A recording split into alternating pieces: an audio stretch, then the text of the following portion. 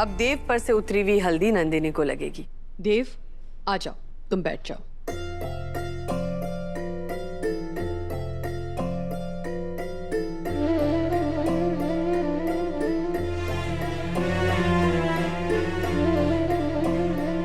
आइए माया जी।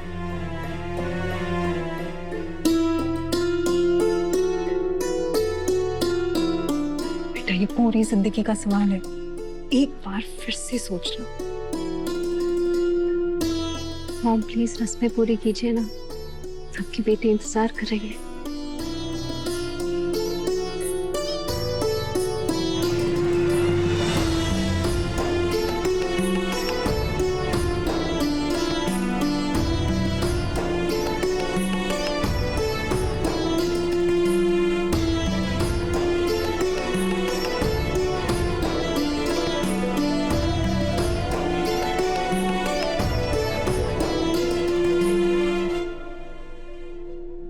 चौहान परिवार में तुम्हारा स्वागत है नंदिनी बेटा। सा, आप आ जाइए।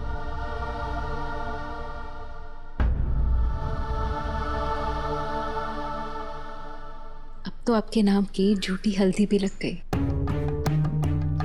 अब मुझे मिसेस देवांश चौहान बनने से कोई नहीं रोक पाएगा। आई प्रॉमिस देवांश जी, सिर्फ इस जन्म नहीं, अगले 7 जन्म तक ये रिश्ता निभाऊंगी। मुझे आपकी बेरुखी के पीछे का कारण पता है देवांश जी, लेकिन मुझे पक्का यकीन है मेरा प्यार एक ना एक दिन आपको जरूर बदल देगा।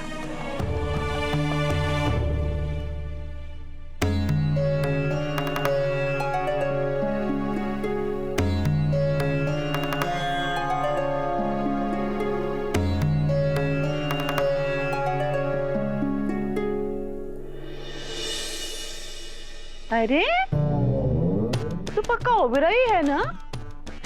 थारे माँ पापा के पास सोना चांदी ना है के? यो फ्लावर वाले गहने पहना दे थारे को। यो देख।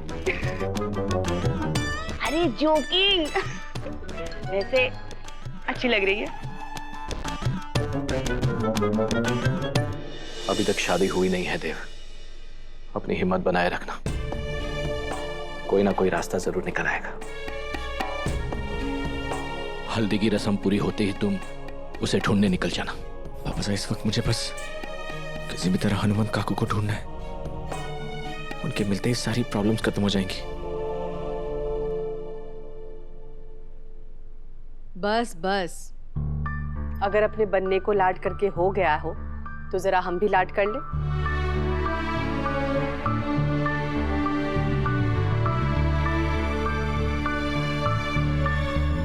हमेशा खुश रहो और चौहान परिवार की मर्यादा और प्रतिष्ठा हमेशा ऐसे ही बनाए रखना। अब तुम्हारी हल्दी संपन्न हो गई। अब मान्यता के अनुसार तुम दोनों घर के बाहर कदम नहीं रख सकते। ऐसे क्यों देख रहे हो देव? अब दूल्हे राजा शादी के बाद ही घर से बाहर जा सकता है। नंदिनी, ये हमारा खानदानी कंगन है। बस आज जिस तरह से तुमने हमारे परिवार की मर्यादा को संभाला, हमें बहुत गर्व हुआ। हमेशा ऐसे ही संभालते रहना। हम जानते हैं कि इतना आसान नहीं है, लेकिन हम ये भी जानते हैं कि सिर्फ तुम ये कर सकती हो। देवांश जी, साथ में मासा का आशीर्वाद लें।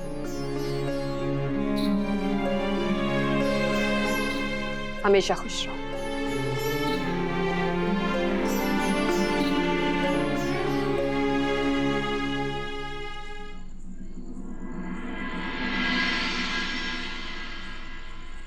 जिस इंसान के साथ मैं शादी करना चाहती थी वो किसी और से प्यार करता है, ये जानने के बाद मैं खुद देवांशी से शादी नहीं करना चाहती।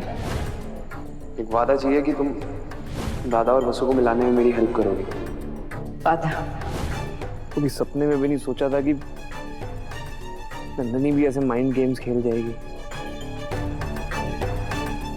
उस पर भरोसा करना ही नहीं चाहिए था मुझे, नहीं बांध करके रखना चाहिए था उसे।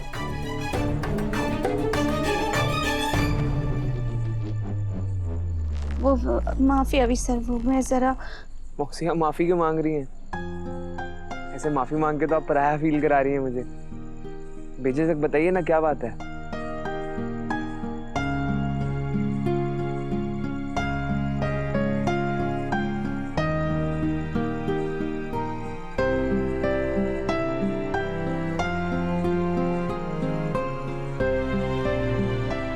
मैं जानती हूँ कि अपनी अपनी मजबूरियों के कारण वसु और छोटे हुकुम अपने रिश्ते को बचाने के लिए कुछ नहीं कर पा रहे, और इसी कारण इस बात की जिम्मेदारी आप पर आ गई है और आप इस रिश्ते को बचाने के लिए अपना सब कुछ दांव पर लगा रहे हैं। इस बात के लिए बस आपका धन्यवाद करना था। सी आप वसु अगर आपकी लाडो है तो वो मेरी भी तो बेस्ट फ्रेंड है ना। उसके लिए मैं जितना करूं उतना कम है। उसने हमारे लिए कितना कुछ किया है। उस बेचारी की किस्मत में तो खुशी लिखी ही नहीं है। बचपन से बिन माँ के पली बड़ी और दो बार शादी होते होते टूट गई।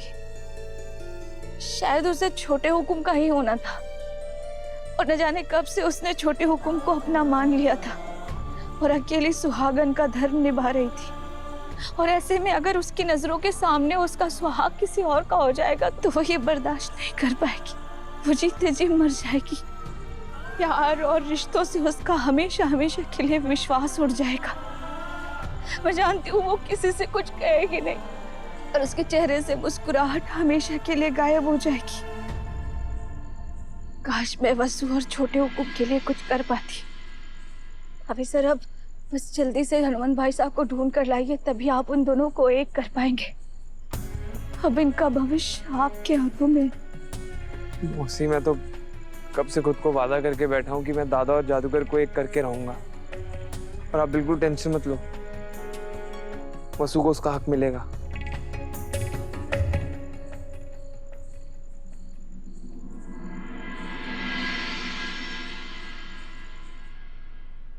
हेलो वसु, याद है ना हल्दी के लहंगे में क्या करना है?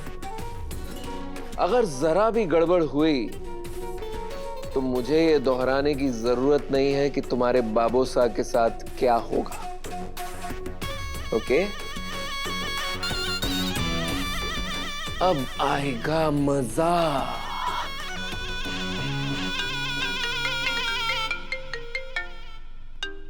अननोन नंबर से फोन। हेलो। हनुमान सोलंकी को किडनैप करके तूने अपनी जिंदगी की सबसे बड़ी गलती कर दी है। कौन बोल रहा है? अभी मौका दे रहा हूँ तेरे को। हनुमान सोलंकी को सही सलामत घर वापस लौटा दे, तुझे छोड़ दूंगा। नहीं तो तेरा वो हाल करूंगा कि दुनिया में तुझे कोई नहीं पहचान पाएगा। इतनी बड़ी बड़ी बातें, जो इंसान अपना नाम बताने से डर रहा हो वो करणवीर सिंह को धमकी देगा? मुझे नाम जानना है मेरा, तो ले सुन। अविनाश सिंह चौहान बोल रहा हूँ,